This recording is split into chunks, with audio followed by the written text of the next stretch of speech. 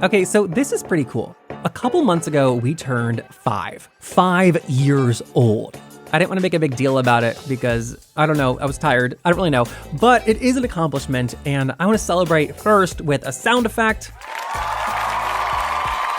Okay, that's enough. And second, I want to celebrate by playing one of my favorite interviews we've ever done, ever, and that is with Roxane Gay, who from day one of the show was at the top of my dream list.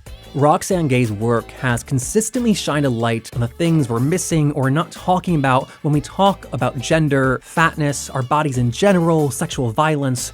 And I'm very proud that this writer, who has as much impact and influence as she does, is a part of our community. You'll hear me ask a question about that. This was recorded in 2019, originally for the Luminary app, and at the time, I really didn't see her being publicly acknowledged as a queer writer. It was her other identities that were the topic of interviews and stories, and I'm really happy to say that now, 3 years later, that is no longer true. She is an essential and now recognized part of the modern queer canon. So thank you so much to everyone who's listened these last 5 years, and if you're down, I'd love to do 5 more. From The Advocate magazine, in partnership with GLAAD, I'm Jeffrey Masters, and this is LGBTQ&A.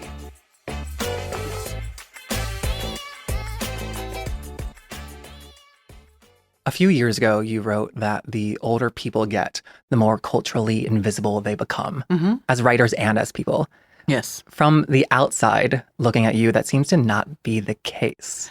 Well, yes. I mean, the things that are oftentimes generally true, there are always exceptions to the rule. And I happen to be entering the middle of my career at the middle of my life instead of much earlier, the way some people do. And so I'm experiencing a level of visibility that is deeply uncomfortable, but that is also fairly abnormal for women my age. So that's very interesting and weird. I also think it's abnormal for writers in general. It's very abnormal for writers. One of the reasons I'm a writer is because I don't like attention. And so imagine my surprise when that ended up being the very thing that my career has gotten me. Like, one of the great things about being a writer is that you get to sit in your home or wherever you write, and nobody really knows who you are or what you look like. And I just really appreciate that. From the outside, again, since Bad Feminist, it seems like your career has had this massive upward trajectory of essay collections, editing essay collections, films. And I just wonder if you have experienced failures professionally in that All the time that we've been seeing. Really? Yeah, you never see the failures. I wrote an episode of a TV show that I thought was good, that the studio hated, and so they fired me, which sucked. And that was last year. So I experience failures all the time. And I try to talk about them, but people don't really seem to be interested in failure. And they don't want to hear about how many failures it takes to get to the success. My first blog, in fact, was called I Have Become Accustomed to Rejection. And I wanted to blog and I needed a schedule, and I was getting rejected all the time because I was sending my work into the world. And so I thought, well, this will keep me on schedule because surely I'll get a lot of rejections. And I did. And so anytime I got a rejection, I blogged all my feelings about it and just talked through, like, do I need to edit this piece or do I just need to try again? Was it a great rejection that made me feel good about myself, or was it an impersonal rejection? So failure is really important to a writer and also painful. But I guess in the example of the TV show that never aired, that is something that was not public. Yeah, well, the TV show is going to air. It was a miniseries for Netflix. And so they actually ended up going with a different writer. And when you are writing in that way, oftentimes it doesn't make the news because it wasn't my show. It was someone else's show for which I was just writing an episode. So it's not something that's really going to make the news because most people don't know who's writing episodes of shows and they don't care. And you don't know that they've written the episode until it airs. And now they'll never know unless you're in the WGA and you see the credit there. Yeah. Now that you are experiencing less rejection, has that success had an impact on your mental health? No, because I experience a fair amount of rejection. I experience a healthy amount, I think. I mean, of course, certainly there are things that I don't face rejection for anymore, and I have more opportunities than I can possibly accommodate with the rest of my life. But, you know, the only thing is that even though I meet with a fair amount of success, I still doubt it and I don't trust it. And I always worry that this is going to be the last opportunity and that I'm going to fail on the next thing and I'm going to fail so spectacularly that I'll never work again. And then I'll just also have a lot of imposter syndrome, which people say isn't real, but it is in fact very real. So there are those things that I deal with, like I think every other writer, because that's what we do. See, I find the concept of imposter syndrome to be so comforting because I'm like, oh, everyone has this feeling. Oh, thank God. I can ignore it. Yeah, everyone does have this feeling. And I honestly worry about people who don't doubt themselves. Now, I do think some of us take it to an extreme, and I am one of those people, like, where sometimes I just have to sit back, or my partner will just say, like, what are we doing here? Why are you doubting yourself? And it can be really debilitating, but I also find it very comforting when people I admire or envy professionally are like, oh, I just don't know what I'm doing here, if I should be here. And I'm just like, yeah, tell me more. I guess I'm a little bit just surprised to hear that because I would have thought that success at your level would have changed how you move through the world. Oh, God, no, I wish. No, it's not a magic pill, unfortunately. And, you know, the thing is, once you achieve a certain level of success, I think most of us who are very ambitious move the bar. And so it's not enough. You don't even enjoy it. You just keep moving the bar higher and higher and higher and trying to achieve more and more and more. And like oftentimes you don't even pause to take a stock of what you've done. You just think, oh, okay, on to the next thing. And, oh, I need to try this bigger thing. Do you think that you've gotten the recognition that you deserve? Yes and no. I have gotten the recognition I deserve from my communities. I don't feel like I've gotten the recognition I deserve from some of the gatekeepers in the community at large. When you say community, do you think that you are considered a queer author? I fucking hope so. Yes, I really hope so. I think I am, especially because I am openly bisexual. And a lot of people, for whatever reason, gravitate toward that because I think a lot of times bisexuality becomes invisible in the community. And I understand why, because a lot of people think, oh, pick a side. And we're like, ha, don't have to. So I do feel very seen by my community. I don't know that I'm talked about in queer discourse as much as other queer writers, but I do feel recognized by my community. That's great to hear because I don't always see you included in the queer canon in the way I want to as a fan. And I have to wonder if it's, a lot of reasons, but also you came out punching with this label, Bad Feminist. Yeah. And I wonder if that automatically makes you a woman writer for the rest of your life. I think in many ways it does. And, you know, publishing is a very weird environment because oftentimes they pigeonhole you as one thing or another, as the queer writer or the Black writer or the trans writer or the Asian writer. And it's really hard to break free from those categories. And that's why I've deliberately done something different for every project. And oftentimes people are like, wait, what? You're doing what? And that's on purpose. It's so that no matter what kind of container you try to keep me in, I've got range. Don't worry.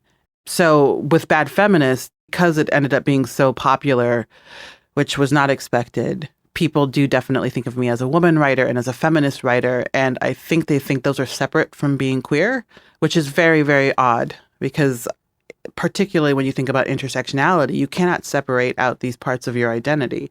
I'm a woman and I'm queer and I'm Black and I'm fat.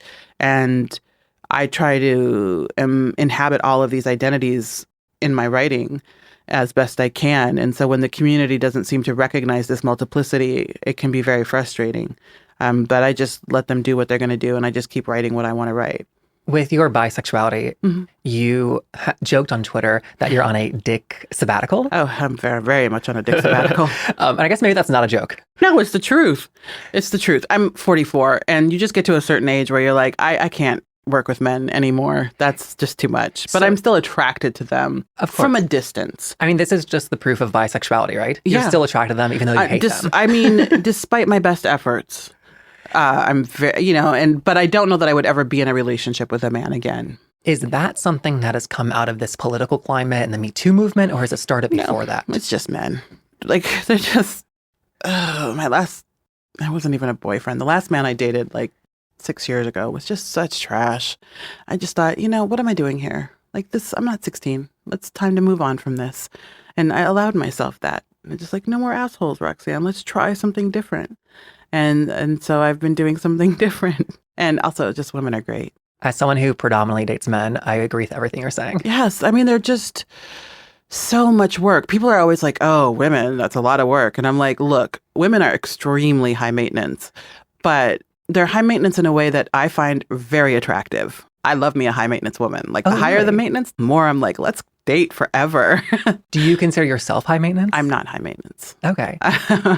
Ask my girlfriend and she'll probably say something different. But no, actually, I'm not high maintenance. I'm actually too low maintenance. I'm working on increasing my maintenance level. Oh, I like that. Yeah. I have a simple question, but I like labels. And I just wonder, do you consider yourself a butch? I do. I consider myself like a soft butch. Sure. I've never heard you talk or write about that.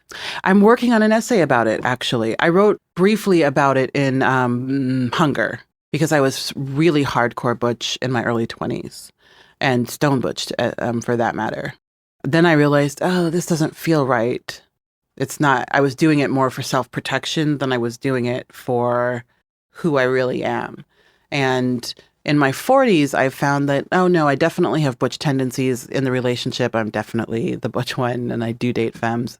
And it's just been more comfortable. But, you know, like I'll get my nails done. I don't really wear makeup unless I'm on TV, but I will. I'm not opposed to it. I'm not opposed to femininity, which I can never say. So I go with soft butch. So I love that. A little, rounded around the edges.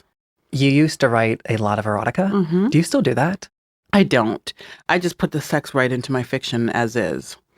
I don't need to put it in a genre context anymore because when I started writing erotica, it was because that was the only place where I could find editors willing to take my stories. And also they paid $50 a story, which is still the going rate. And I just loved it. And I realize now that I just wasn't mature enough as a writer.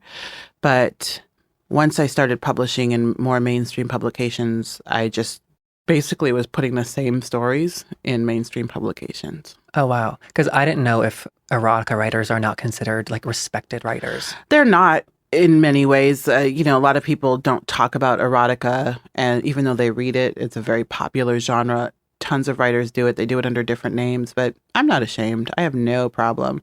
I would do it again. I've edited an erotica anthology and sex is good, and writing about sex that is good is very good. So I enjoy it.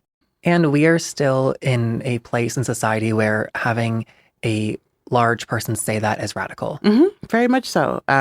Because people think that when you're fat, you are sexless and oftentimes genderless, and that you don't have a sex life of any kind, that people don't see you as attractive. They really do think like all these men on Twitter who are insulting me all day, they genuinely seem to think that I'm just sitting in my house by myself.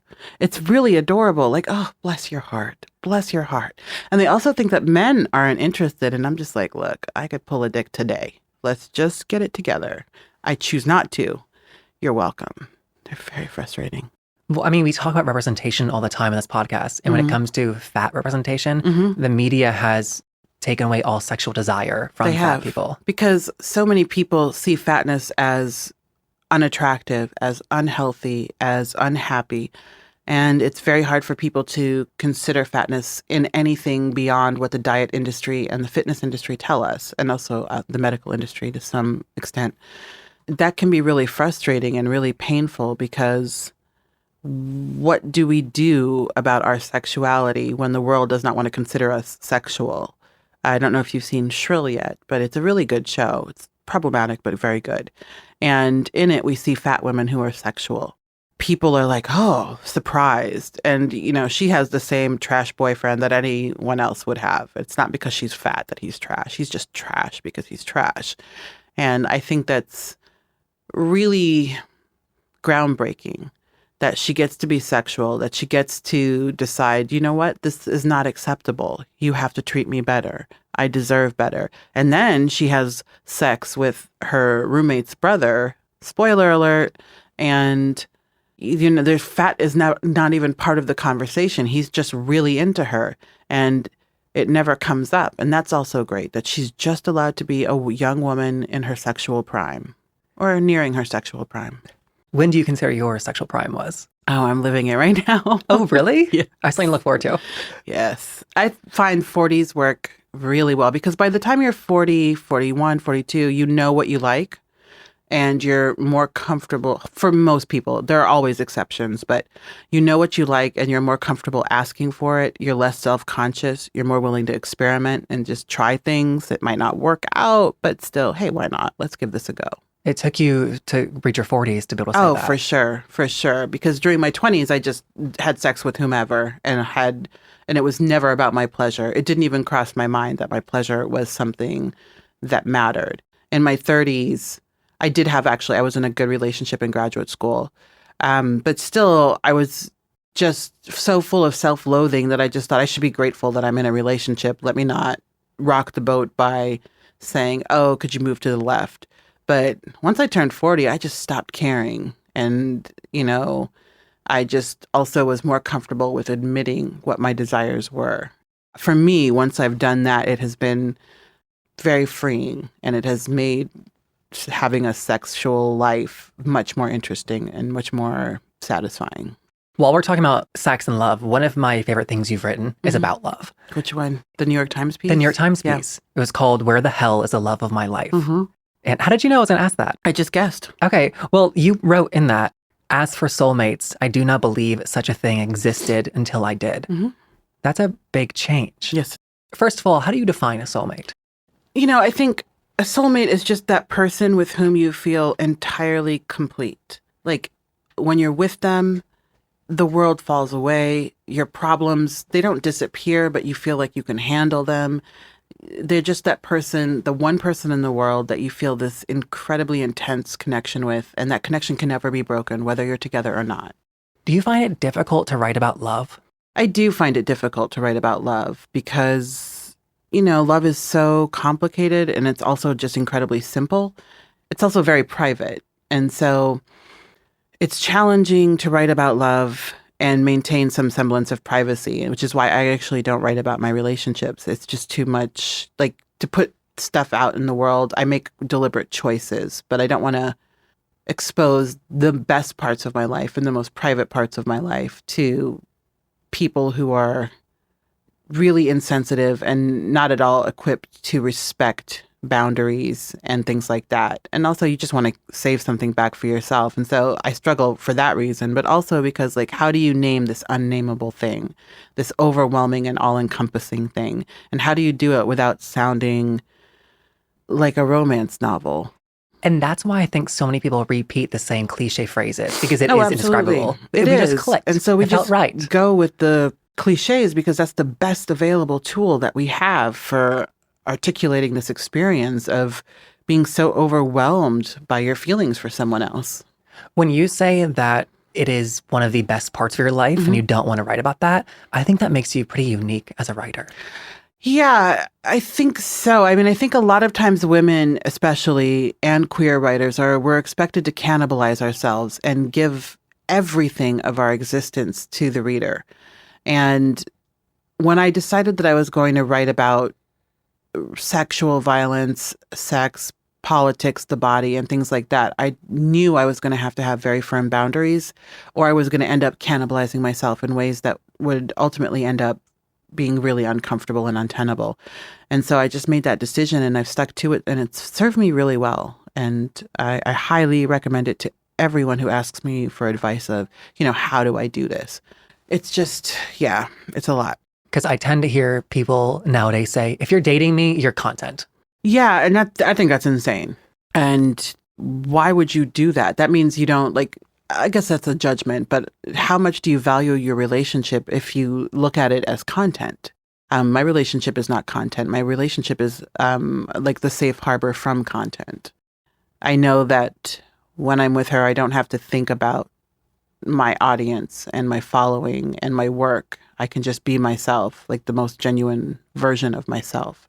And I know that most genuine version of myself will be accepted.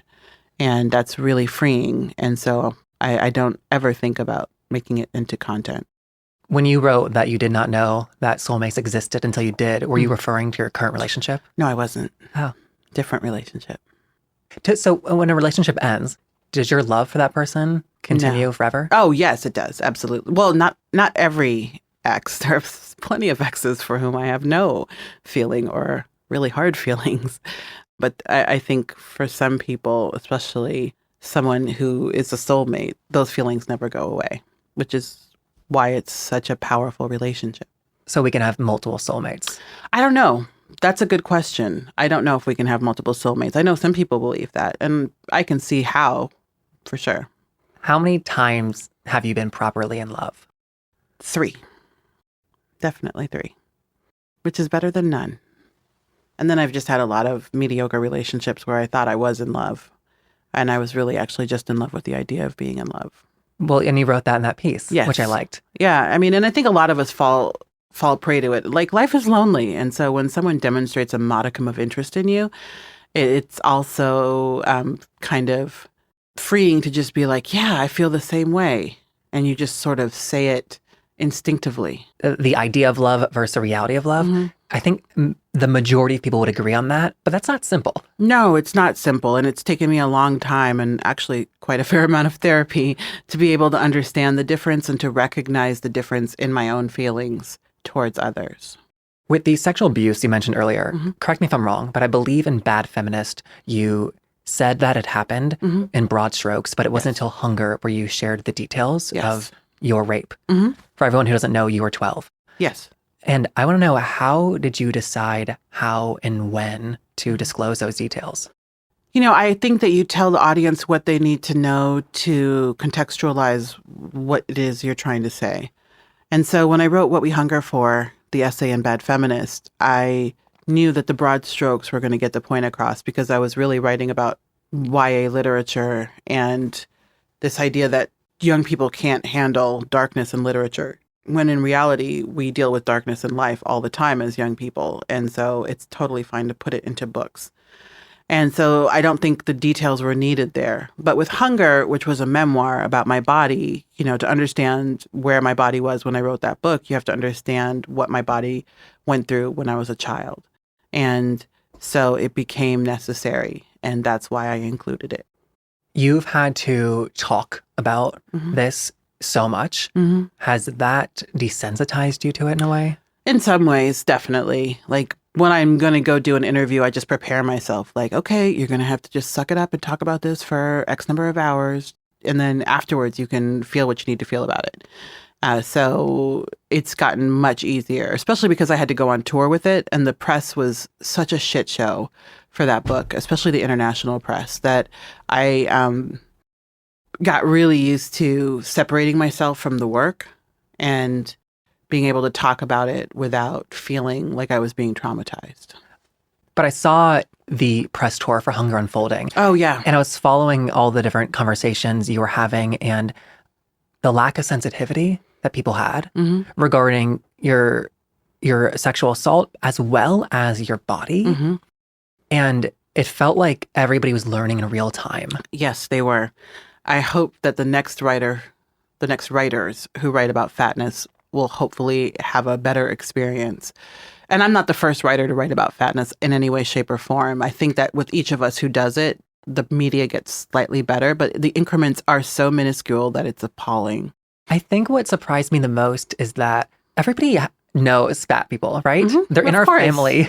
Everyone does. I mean, the world, especially in the United States, I notice how fat Americans are when I travel abroad. Yes. It's an actual issue. Like, when I went to Sweden, I was like, oh, shit. Like, ow.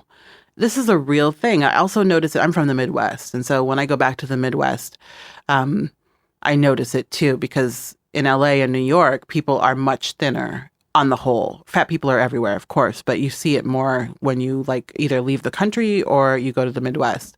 And so when people act like this is this rare thing that's happening, instead of, no, the human body, especially in the developed world, is changing.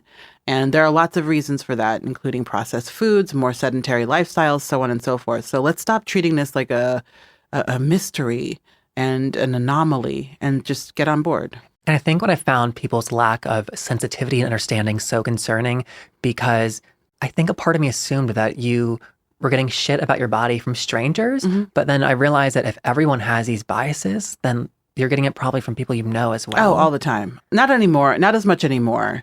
But like, my family, everyone in my family is very thin.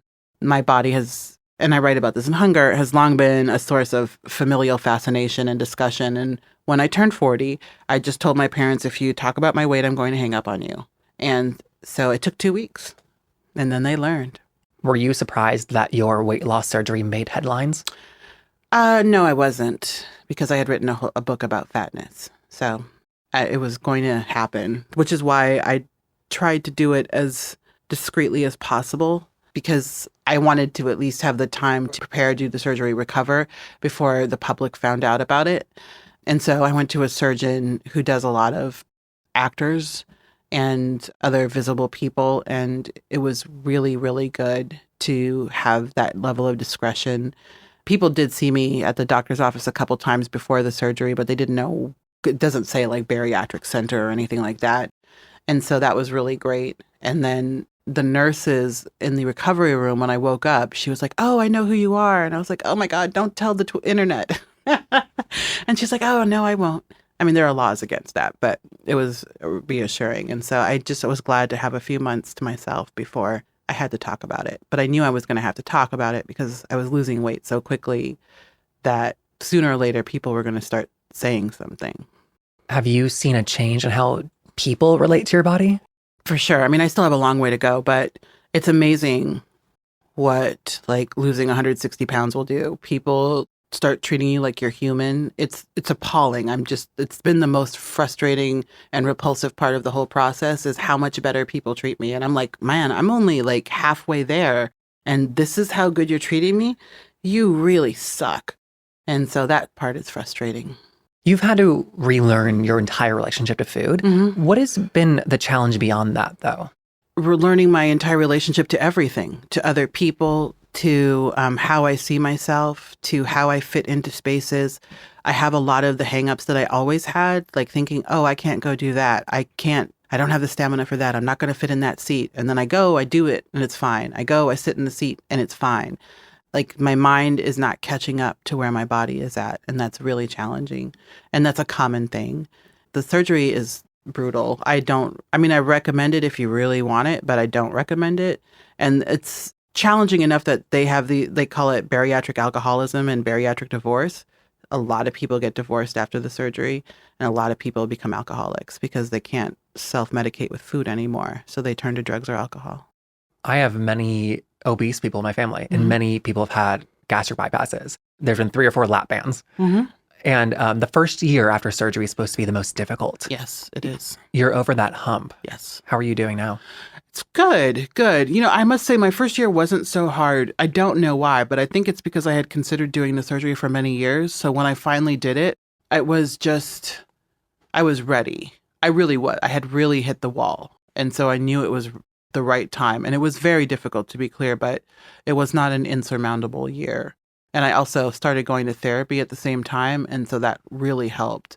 This year, like January 8th was the anniversary. And in the 2 months since, 3 months since, it's also been just, still adjusting because every week my body is slightly different. And that's frustrating, but also good. And so I'm just going with the changes, and I just know more what to expect at this point, and know that it's only about another year and a half of radical change, and then things are going to settle, and that's good. And so I just know, you just have to hang in there for another year and a half. Wow. You once said that Haitian culture is obsessed with fatness. Mm-hmm. Is that in a way that is different from American culture? For sure. Oh, really? Because Americans are actually very rude about fatness, but they're rude in a sort of side of the mouth way. And Haitians are just like, you're fat, what's up? Like directly to your face. And that can be really exhausting. And they also have no problem like discussing it publicly in front of you. They just don't care. And they think that they're doing it out of love and concern. But this idea that fat people are in need of concern, that we're a problem waiting to happen, is really false and really problematic. And So, that an entire culture views fat bodies this way because it's so different. In general, you're not going to see a lot of fat people in Haiti. It can be really challenging to navigate. Like, how do I respect my family while dealing with their bullshit? And it seems like you have trained them how to talk to you about that. I have. And my parents are here right now. And my dad is really good. He's really quiet. He's really friendly. But like my mom was like, yesterday they arrived and she was like, "Oh, Roxane, good work. You are doing very well." And I had already told her, don't like point things out. Just like go with it and keep these thoughts to yourself. And like she just kept making these little comments. And I just was just like, she's 5'2", and I was just like, I'm going to put you in timeout in like a trash can. You're quite a bit taller than her. I'm very much taller than her. My dad's 6'4". Wow. Mm-hmm. It's hilarious to watch them walking down the street. It's just like, what's going on here? But if you're under 6 foot tall, my mom has nothing to say to you as a man. She's like, oh no, she doesn't deal with short men and she doesn't deal with fat men. Okay. Your parents grew up in Haiti. Mm-hmm. They moved here, had you guys. Where did you see representations of Haitian people in the media growing up? I didn't. They were non-existent, except when I went to Haiti. And we would go to Haiti in the summers. And so there I saw representation like on television shows and movies, just walking down the street, in books. It was great. Granted, I'm not seeking out Haitian representation, like queer representation, but the only queer people I can think of is actually in An Untamed State, the book you wrote. Was that part of your desire to write it? Yeah, definitely. It was just a story that was interesting to me and I wanted to tell it. And there were very few American novels about Haitian people and especially the Haitian diaspora. And so it was important to me to tell a story. And it is just a story. And there are plenty of other Haitian writers who are writing. But yeah, I just wanted to add to the conversation in some way. An Untamed State, like many of your writing, deals with sex and sexual violence. Do you think that in order to get that right on the page, a writer has to have some sort of experience with it? No, I don't.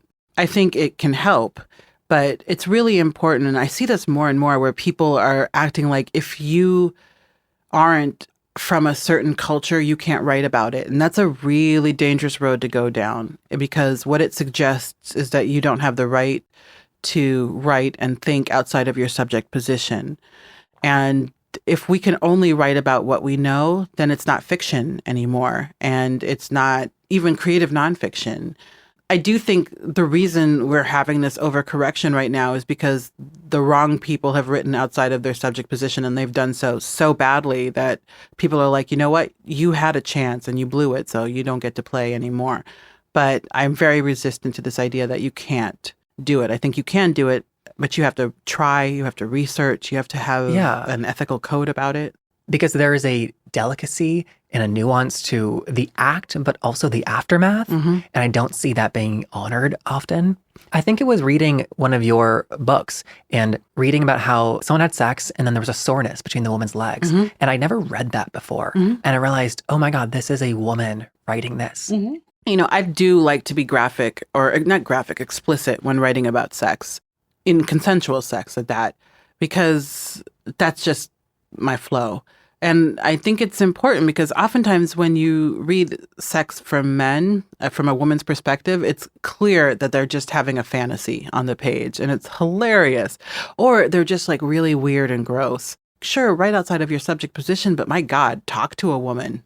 And I cannot help but to tie a line from everything you're saying to what you said earlier about how you didn't know you could ask for what you liked. Oh, for sure. For sure. And I think a lot of women are afraid to ask for what they like during sex, especially in heterosexual relationships, because men have so much of their ego tied up in being good at sex. And I think a lot of women, and I blame women for this in some ways, that we give them a pass time and again for bad lays and never give them any feedback or lie, and we fake our orgasms. So they just think that in and out is what is going to get the job done. Like they don't even know that most women can't have vaginal orgasms. They can't find a clit with a map. And so, it's because we've given them the pass, but we've given them the pass because we're told that our desires don't matter. So it's really complicated, but I just resist. And whenever a woman is telling me about her unsatisfying sex life, I'm just like, let's take some responsibility here. Why haven't you said anything? How can I help you get to that promised land? And if he's just bad in bed and you love him anyway, that's fine. Like, girl, work it out. But if he's bad in bed and you're ambivalent about him, find someone who's good in bed. It's fine. I think we underestimate the importance of good sex.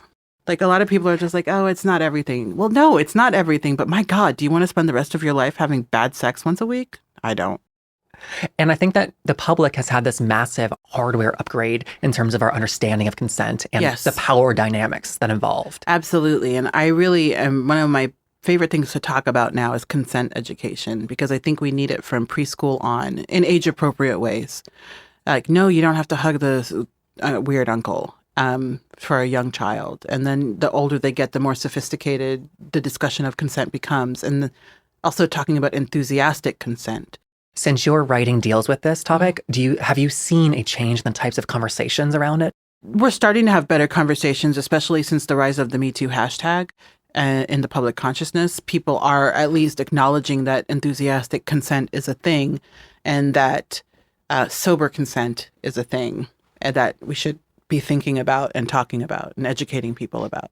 Since you are so open about everything we've been talking about, I imagine that fans feel very comfortable confiding in you. They do. Did anybody warn or prepare you for that? They did not. They did not. If you had known that I was going to get so many emails and at events, people's like deeply personal and painful stories, I would have just said, really? I get where it comes from, and I actually respect it. But I do always try to make clear when I respond to people that I'm not a therapist. I can hear you, but I can't fix you. And Ann Patchett actually gave me some really great advice when I did an event with her in Nashville. She told me that after she wrote her book about her friendship with Lucy Greeley, a lot of times fans would come up and tell her their very sad stories about losing their best friends. And so when she's not up to handling it, at the end of an event before the signing, she tells the audience that she has her own sad story and she can't carry the sad stories of anyone else. So please don't share them.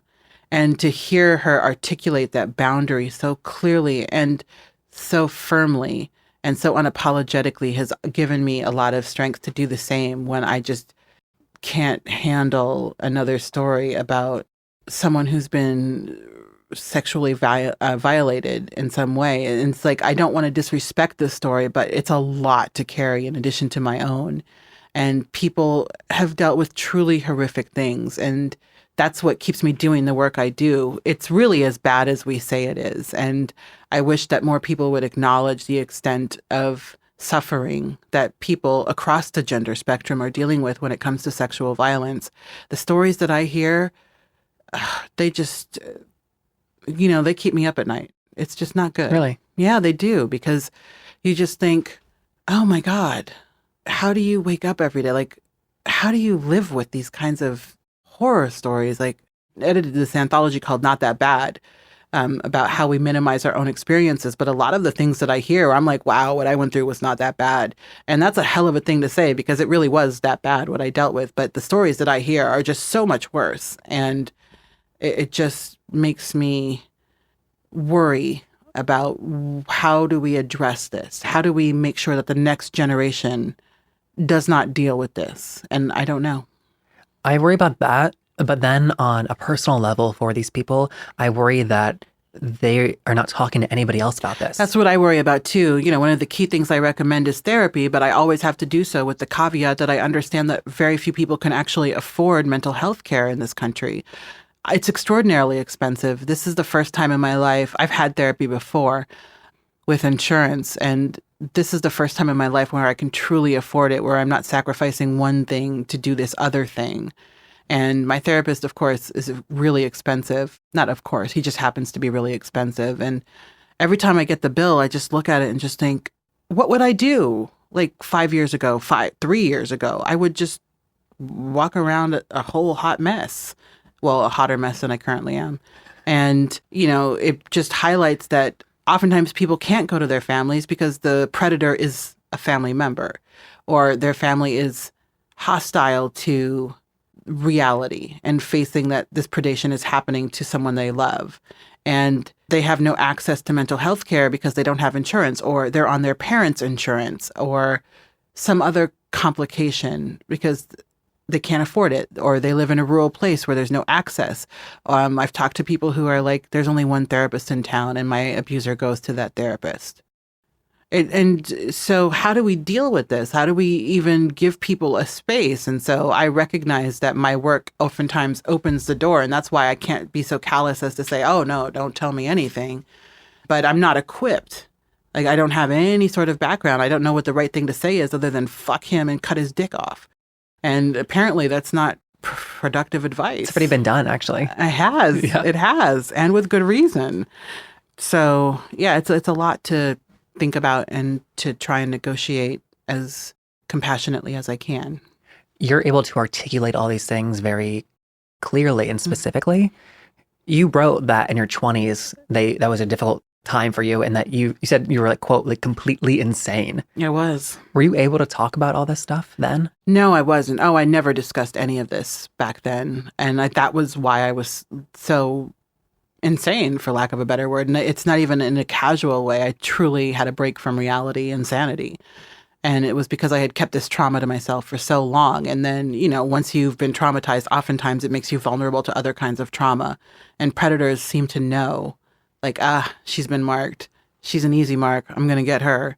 So it just created a really complex level of issues where I was dealing with this primary trauma, but all these other terrible things were also happening because I had made myself, I guess I had not made myself. I'm still working on that. I was made more vulnerable, and it was challenging, and I didn't know what to do. And so I wrote, thank God. So that's what got you out of it. Definitely. I've been writing since I was a kid, but in my 20s, even though most of that writing will never see the light of day, that was just sort of where I was putting what was functioning of my sanity, and that ability to articulate what I had been through was going on the page, even if it wasn't specifically my story. I wrote literally hundreds of stories about girls being abused by men. I could just tell that it was my way of getting it out of my system in some way, like bleeding it out. Do you worry that since you've tackled so many taboos in your writing that we're going to expect that as a public every time you publish? Of course I do. And that's why I do something different with every project. And that's why I have some very fun projects coming up that have nothing to do with suffering or violence. And also I want to prove that I can write women's stories that are not grounded in sexual violence, because you don't want that to be a trick. You don't want that to be the only story that you can write. And it isn't. I can write a happier story. And so I'm working on some happier stories. I'm excited for the happy stuff. Me too. Thanks for talking to us. Oh, you're more than welcome. It's been a pleasure. And that was the incredible writer, Roxane Gay. Now, this is our last episode for a bit. Just a heads up there, we will not be releasing new interviews next month. But until then, I should note, Spotify just recently launched a rating system on their app. So if you're listening on Spotify right now, please open it up and give us 5 stars and leave a comment. This is a great way to let Spotify know that you like our show, maybe even love it, and for them to show it to more people. Things like that really are a big help, so thank you so much for doing that. We're brought to you by The Advocate Magazine in partnership with GLAAD. I'm Jeffrey Masters on Twitter and Instagram at JeffMasters1. Come find me, and I'll see you there. Bye.